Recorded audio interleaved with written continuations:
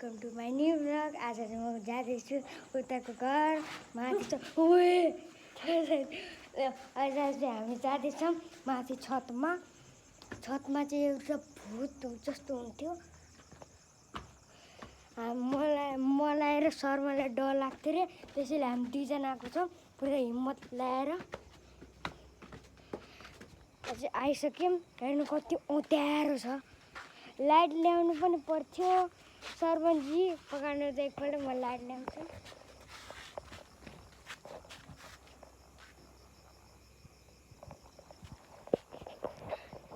Guys यता हेरिदिनुहोस् होला।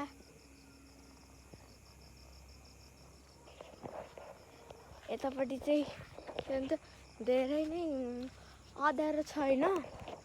यो ठाउँ चाहिँ भ्लगिङको लागि नै बनेको हो।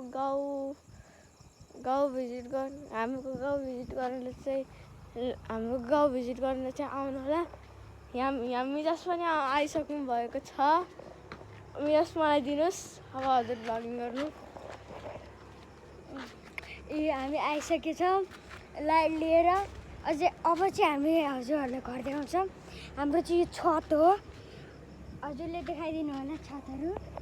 म चाहिँ लाइट बाल्छु। यो चाहिँ हाम्रो छत हेर्नु सक्नुहुन्छ।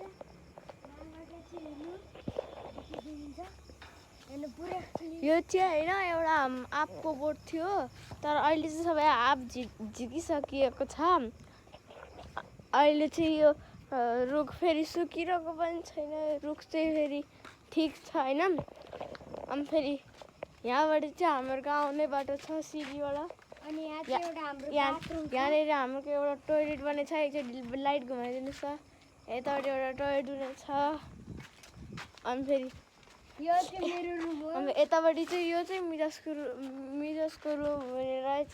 अनि यो चाहिँ कसको थाहा अनि फेरि यो चाहिँ कसको रुम हो थाहा छैन, जसको पनि हुन्छ।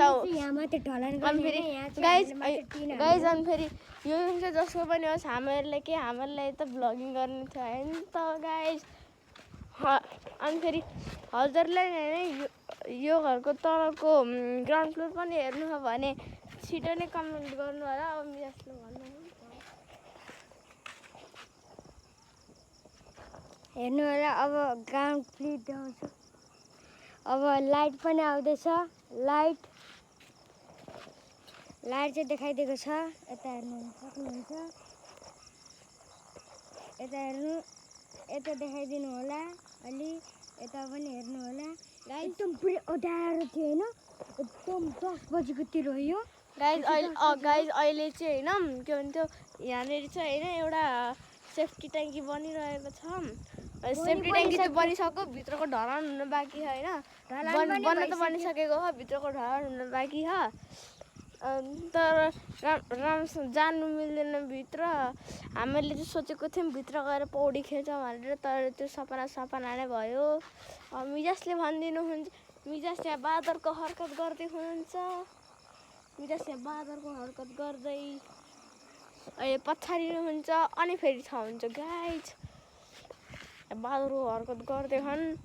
अब अहिले चाहिँ म पछारिन्छ राम्रो हुन्छ। अघि हजुरहरूले राम्रोसँग नदेखेको अहिले देखाइन्छ। यो चाहिँ होइन फुल्ली एउटा आँपको रुख होइन।